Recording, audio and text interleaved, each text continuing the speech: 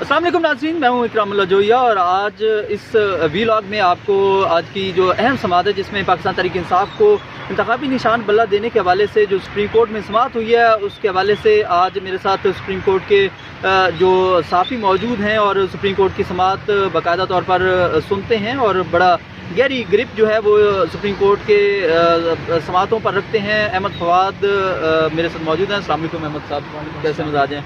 आपके टाइम का बहुत मशकूर हूँ। अहमद साहब ये बताइएगा कि आज की जो समाअत हुई है इसमें क्या समझते हैं कि पाकिस्तान तहरीक इंसाफ को बल्ले का निशान मिल पाएगा या नहीं मिलेगा, क्या पोजीशन है इस वक्त? अच्छा, आज की समाअत के बाद जो मेरी ऑब्जर्वेशन है ना, सबसे पहले तो मैं एक अच्छी खबर दे दूँ उन तमाम पाकिस्तान तहरीक इंसाफ के वर्कर्स को कि सुप्रीम कोर्ट से भी बल्ले का जो फैसला है पाकिस्तान तहरीक इंसाफ को जो पेशावर हाई कोर्ट ने दिया वो बरकरार रहेगा और बल्ला पाकिस्तान तहरीक इंसाफ को मिलेगा। आज ये बहुत बड़ी खबर है। आज जो मेरी ऑब्जर्वेशन हैं, हालांकि चीफ जस्टिस काजी फाइज ईसा साहब की जानिब से आज काफ़ी सवालात किए गए जो नॉर्मल रूटीन में देखा गया और उसको काफ़ी सोशल मीडिया पे डिस्कस भी किया जाता है कि चीफ साहब जो हैं वो पीटीआई वकला को बोलने नहीं देते, उनसे सवाल पे सवाल किए जाते हैं, जबकि अटॉर्नी जनरल या दूसरी तरफ इलेक्शन कमीशन के वकील हों तो उनकी बड़ी बात सुनते हैं। बहरहाल भी ऐसे ही तासुर पाया जा रहा था कि बल्ला नहीं मिलेगा और काजी जो है वो पीटीआई को फिर एक दफ़ा जो है वो मतलब धोने के चक्कर में है। तो क्या आज की समाअत के ऐसे रिमार्क्स देखिए मेनली क्या थे आपके? काजी साहब का जो है वो जितने भी केसेस यहाँ पर पाकिस्तान तहरीक इंसाफ के हवाले से कुछ सुने हैं ना, उनमें यही देखा है कि शुरू में तो चीफ जस्टिस साहब जो सवालात वगैरह करते हैं उनका अपना तरीका भी हो सकता है पाकिस्तान तहरीक इंसाफ के वकला से, लेकिन एट द एंड रिमार्क से ये लग रहा होता है कि बस अब इनकी पिटीशन जो है वो फारिग होने वाली, लेकिन एट द एंड काजी साहब जो हैं वो रिलीफ दे देते हैं और नोटिस इशू कर देते हैं। तो आज भी वही चीज़ें हुई हैं और आज आखिर में एक दो रिमार्क्स चीफ जस्टिस काजी फाइज ईसा साहब के ऐसे आए हैं जिस पर मजीद में ये हो गया हूँ कि पाकिस्तान तहरीक इंसाफ को बल्ला मिलेगा। एक तो अकबर एस बाबर जो है जो मेन पिटीशन ही उनकी थी इंट्रा पार्टी इलेक्शंस के हवाले से, ठीक है, उनसे उन्होंने कहा है कि आप पीटीआई को तंग क्यों कर रही हैं और अगर आप बानी रुकन है पीटीआई के, ठीक है, तो अगर उनसे बल्ला वापस ले लिया जाएगा, इंट्रा पार्टी इलेक्शंस जो हैं वो उनके कालादम हो जाएंगे, तो इससे असल में तो आपका ही नुकसान है क्योंकि आप बानी रुकन है पीटीआई के, तो आपको इससे क्या फायदा होगा? आपकी जो पार्टी है वही सारी इलेक्शन में कॉन्टेस्ट उस तरह से नहीं कर पाएगी निशान के साथ, तो नुकसान आपको ही होगा। तो क्यों आप पीछे पड़े हुए तंग ना करें, एक तो ये चीज़। दूसरे नंबर पर चीफ जस्टिस काजी फाइज ईसा ने अकबर एस बाबर से ये कहा है जी कि आप अगर बानी रहनुमा है पीटीआई के तो इसके कोई दस्तावेजी सबूत हमें दे दें कि आप बानी रहनुमा है पीटीआई के, क्योंकि उनका यही क्लेम है ना कि उन्होंने। अहमद, मैं आपकी बात काट रहा हूँ। दूसरी जानिब जो पीटीआई के वकला हैं वो तो इस बात को तस्लीम ही नहीं करते कि ये बानी रुकन है। बानी जो मेंबर्स हैं उनकी तादाद के हवाले से भी इख्तलाफ पाया जाता है कि कितने बानी मेंबर्स हैं और उसमें अकबर एस बाबर के एतराज़ात जो हैं उस पर ये भी लगाए जाते हैं कि वो बानी रुकन है ही नहीं। तो ये मामला कैसे सुप्रीम कोर्ट देखें?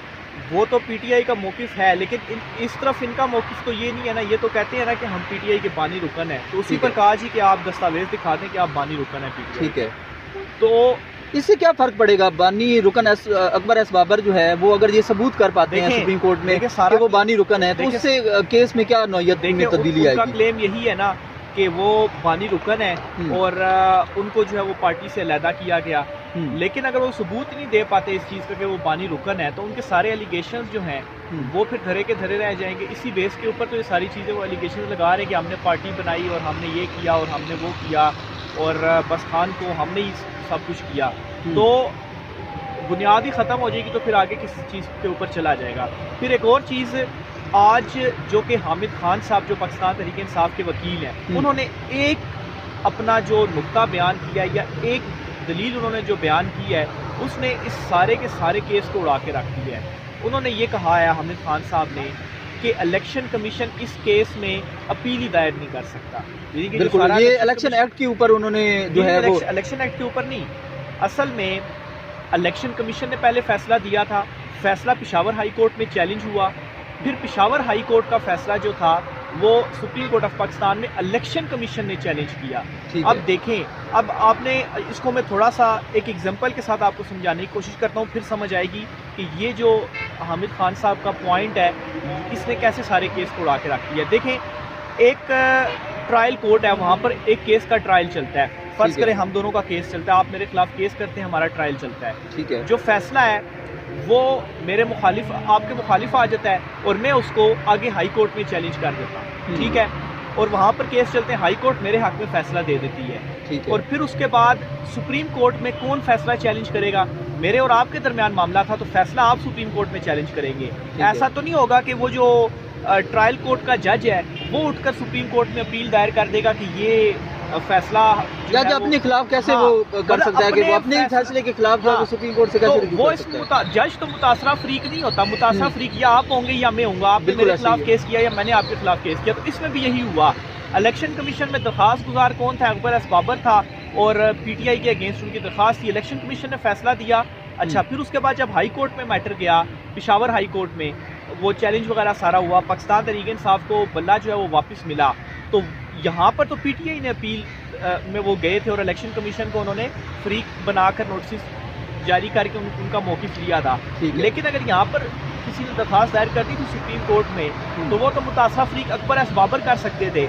इलेक्शन कमीशन ने किस हैसियत में जो दरखास्त है वो सुप्रीम कोर्ट में दायर की? इलेक्शन कमीशन कहाँ से पार्टी? मखदूम अली खान ने क्या मौके इख्तियार किया? क्योंकि मखदूम अली खान एक बड़े वकला में उनका शुमार। अली खान ने इसके ऊपर कुछ भी नहीं कहा, इसके ऊपर उल्टा चीफ जस्टिस काजी फायद ईसा साहब ने जो एक किस्म का आप कहें कि इलेक्शन कमीशन की तरफ से जो दलील है, जो दलाइल है वो दिए हैं। अच्छा, वो उनकी जानिब से ये कहा गया कि जाहिर सी बात है इलेक्शन कमीशन ने जो अपने फैसले दिए हैं उनके ऊपर इम्प्लीमेंट हो, उन्होंने ये भी तो मेक श्योर करना है।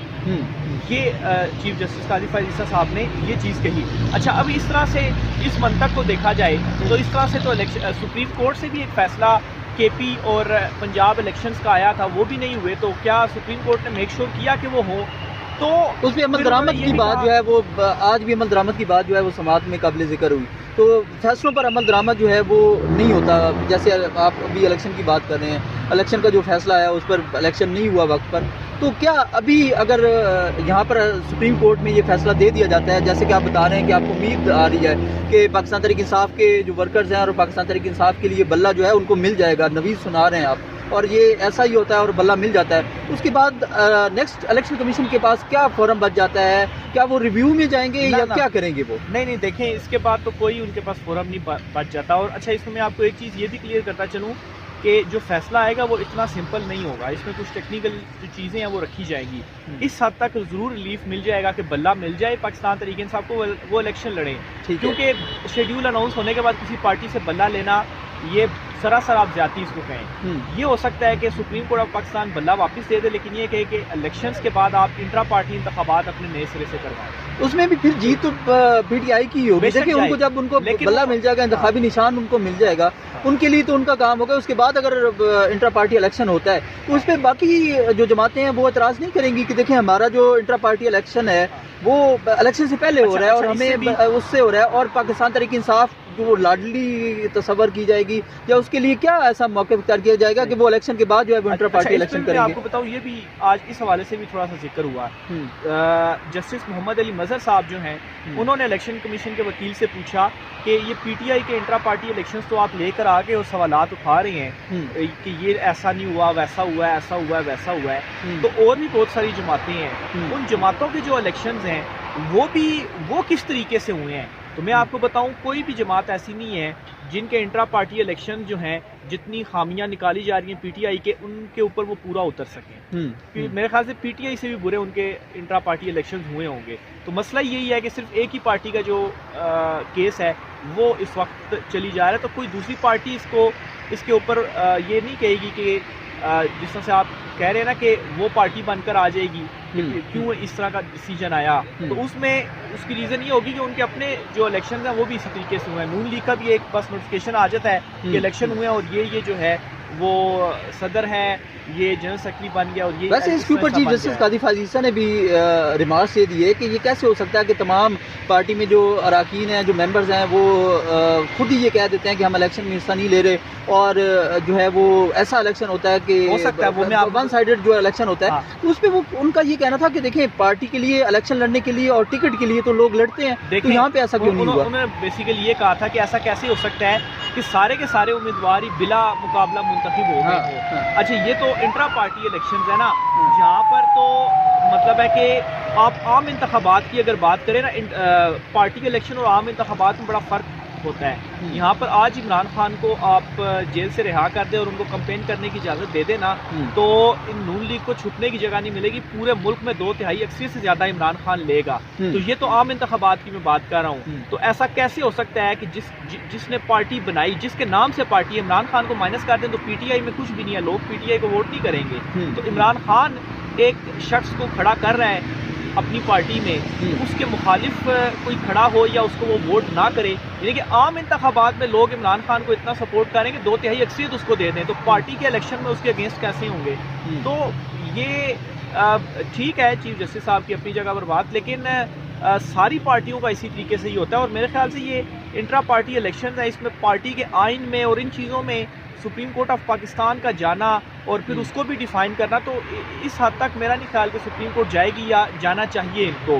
तो बहरहाल रिलीफ मिलेगा, लेकिन इंट्रा पार्टी इलेक्शन हो सकता है कहा जाए कि आप इलेक्शंस के बाद दोबारा करवा लें, तो उसमें ये होगा कि कम से कम प्रोसीजर्स जो है वो पीटीआई मुकम्मल कर ले, अपने जो फाइलों के जो कागज़ हैं, फाइलों का पेज जो है वो उन कागज़ों के जरिए भर लें। तो अगर ये काम उन्होंने पहले भी किया होता तो यहाँ पर उनको दिक्कत ना होती, वो चीज़ें पेश कर देते। लेकिन उसमें भी मसला ये हुआ था कि आज जिक्र भी आया कि पेशावर के पता नहीं कौन सा कोई इलाके का नाम बता रहे थे, मेरे जहन में नहीं आ रहा, तो मतलब बिल्कुल अननोन सा इलाका है, वहाँ पर इंट्रा पार्टी इलेक्शन करवाए गए। तो उसकी रीज़न भी यही थी कि यहाँ पर अगर पीटीआई अगर इस्लामाबाद में कहीं करवाती तो यहाँ पर तो 6 लोग पीटीआई के खड़े हो जाए तो पुलिस उनको उठा के ले जाती है। तो ये भी उनकी कुछ मजबूरियां थी। वो ये भी कह रहे थे कि यहाँ पर हमें लॉ एंड ऑर्डर का और सिक्योरिटी का मसला था, उन्होंने इनडायरेक्टली कहा कि सिक्योरिटी के मसाइल थे, तो मजबूरियां थी पाकिस्तान तहरीक इंसाफ की, लेकिन एट द एंड मुझे यही लग रहा है कि उनको बल्ला जो है वो मिल जाएगा। Thank you very much Ahmad Fawad.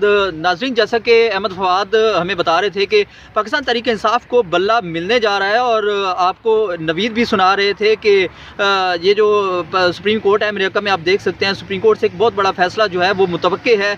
आज की समाज जो है वो कल तक के लिए मुलतवी की गई है। कल दोबारा जो है वो पाकिस्तान तहरीक इंसाफ के वकला जो हैं वो अपने दलाइल देंगे और डिफेंड करेंगे कि उन्हें बल्ले का निशान जो है वो इस इंतखाबात में दिया जाए।